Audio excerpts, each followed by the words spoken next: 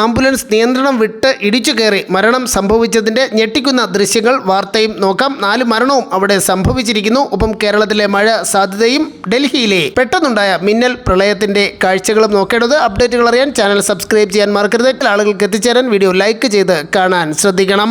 കർണാടകയിലെ ഉടുപ്പി ജില്ലയിൽ ശിരൂൾ ടോൾ പ്ലാസയിൽ രോഗിയുമായി പോയ ആംബുലൻസ് നിയന്ത്രണം വിട്ടു മറിഞ്ഞ് ആംബുലൻസ് ഡ്രൈവർ ഉൾപ്പെടെ 4 പേർ മരിച്ചു. 4 പേർക്ക് പരിക്കേറ്റു. ഇതിൽ 2 പേരുടെ നില ഗുരുതരമാണ്.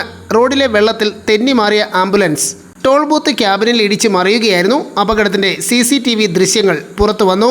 ആംബുലൻസ് വരുന്നത് കണ്ട് സുരക്ഷാ ഉദ്യോഗസ്ഥർ ബാരിക്കേഡുകൾ നീക്കം ചെയ്യുന്നതിനിടെയായിരുന്നു അപകടം. ആംബുലൻസ് എത്തുന്നതിന് തൊട്ടു മുൻപ് 2 ബാരിക്കേഡുകൾ ഒരു ഉദ്യോഗസ്ഥൻ നീക്കം ചെയ്തു. മറ്റൊരു ഉദ്യോഗസ്ഥൻ 3ാമത്തെ ബാരിക്കേഡ് നീക്കം ചെയ്യുന്നതിനിടെയാണ് ആംബുലൻസ് ഇടിച്ചു കയറിയത്.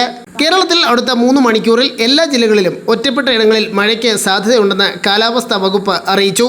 മൺസൂൺ പാത്തി നിലവിൽ സാധാരണ സ്ഥാനത്ത് സ്ഥിതി ചെയ്യുന്നു.